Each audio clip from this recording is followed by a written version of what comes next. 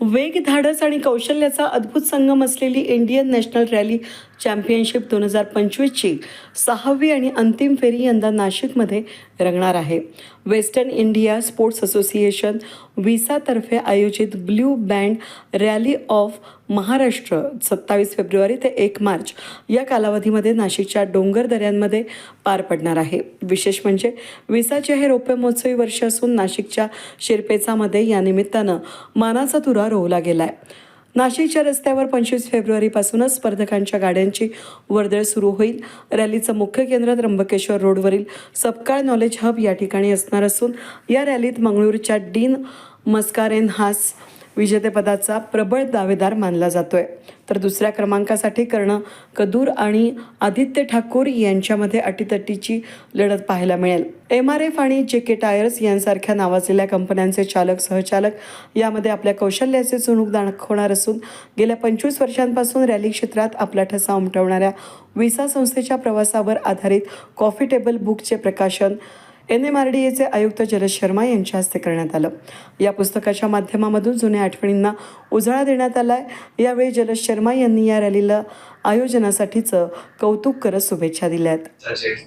मिळालेली आहे. मला त्याबद्दल खूप उत्साह आहे, कारण की त्याच्या काही भाग जे आहे NMRDAचे ज्युरिस्डिक्शन मध्ये पण येतोय आणि अशा प्रकारचे जे इव्हेंट्स असतात त्याच्यातून लोकांना काही वेगळा एक असा अनुभव येतात जे याच्यापूर्वी ते फक्त टीव्हीवर बघतात, पण ते जेव्हा त्यांच्या डोळ्यासमोर आणि जे लहान मुले आहे किंवा यंगस्टर्स आहेत त्यांच्या डोळ्यासमोर जेव्हा जातात तर त्यांना एक वेगळी मला वाटतं अनुभव तर असतोच, पण त्याच्यासोबत कसा टेक्निक आणि किती जास्त त्यामध्ये हे लागतात, म्हणजे हार्डवर्क किती लागतात याबद्दल पण लोकांना कल्पना होते. एक इनविजिबल मोटिवेशन खूप एक जनरेशनला भेटतात. मला आता अपेक्षा आहे की खूप जास्त लोक आणि यंगस्टर्स आहे हे लाईव्ह याला बघतील तर त्यांना आणखी मजा येईल. आणि ह्याच्यासोबतच विसाचे जे 25 वर्षाची जर्नी आहे त्याला एक पुस्तक मध्ये जे त्यांनी तयार केलेलं आणि त्याला यावेळी ग्रेप काउंटी हॉटेलचे मॅनेजिंग डायरेक्टर तेजस चव्हाण यांनी अधिक माहिती दिली. धन्यवाद. वर्किंग डे आहे आणि त्यांचं ऑफिस नाशिकच्या दुसऱ्या साईडला आहे, ग्रेप काउंटी दुसऱ्या साईडला आहे. तर रिक्वेस्ट सर झाले आणि दुसरं सर आले दुसऱ्या कारणाने की सरांचा इच्छा पण म्हणजे ही जी फील्ड आहे किंवा गाणी किंवा हे सरांचे पर्सनली सरांना हा विषय खूप जास्त आवडतो आणि त्यांचा सपोर्ट नक्की असणार आहे याच्यामध्ये. दुसरं विजा हा रॅली मागच्या वर्षी मी पहिल्यांदा एवढं जवळ बघितली, तर त्याच्या मागे हा जो इव्हेंट होतो तर आपल्यासाठी तो 1 किंवा 2 दिवस 3 दिवस इव्हेंट असतो, पण याच्या मागची मेहनत ही आहे ऑलमोस्ट 3-6 महिन्याची मेहनत आहे. आणि जो एक्सपिरियन्स आहे हा एक्सपिरियन्स 25 सर सारखे म्हणताय भाषण 25 वर्ष त्या 25 वर्षांचा अनुभव हा खूप वेगळा आहे आणि त्याचा सगळ्यात मोठा सक्सेस की नाशिकमध्ये विजा रॅली होते, सगळ्यात मोठा सक्सेसचा अनुभव आहे आणि या सगळ्यांचं पॅशन आहे.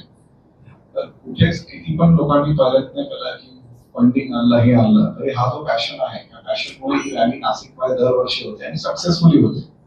आणि इकडचे येणारे नाशिकमध्ये येणारे जो क्लास आहे भारतात जे लोक पार्टिसिपेट करतात ते फक्त विजाच्या नाशिकच्या टीममुळे येतात. दुसरं एका कारण म्हणजे हा सगळ्यात मूळ कारण हेच आहे.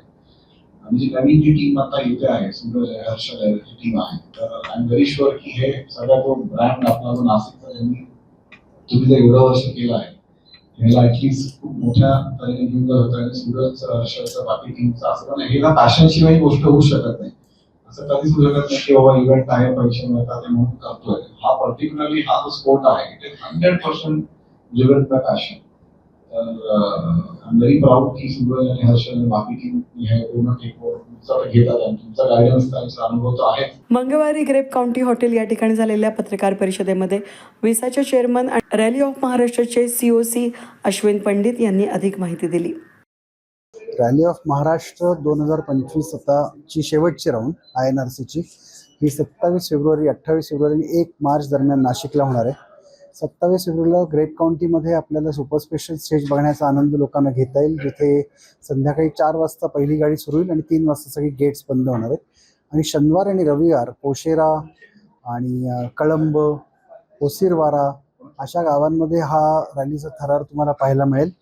ह्याच्याकरता तुमच्याकरता स्पेशली वेगळे रस्ते तिथे स्टेजमध्ये जाण्याकरता ठेवलेत आणि ते तुम्ही आमच्या सोशल मीडिया विसाच्या हँडलवरती जाऊन बघू शकता. आणि हा नॅशनल कम्प्युटर्सचा ड्रायव्हिंगचा थरारक अनुभव हे तुम्ही छानपणे ह्या भागात घेऊ शकता. नाशिक आणि पालघर हे 2 जिल्ह्यांमधनं ही रॅली होते. ह्याच्याकरता आम्हाला पोलिसांचं कलेक्टरेट ऑफिसचं खूप सहकार्य मिळतं हा नॅशनल इव्हेंट घेण्याकरता. त्यामुळे त्यांचे आमचे खूप मनापासून आभार.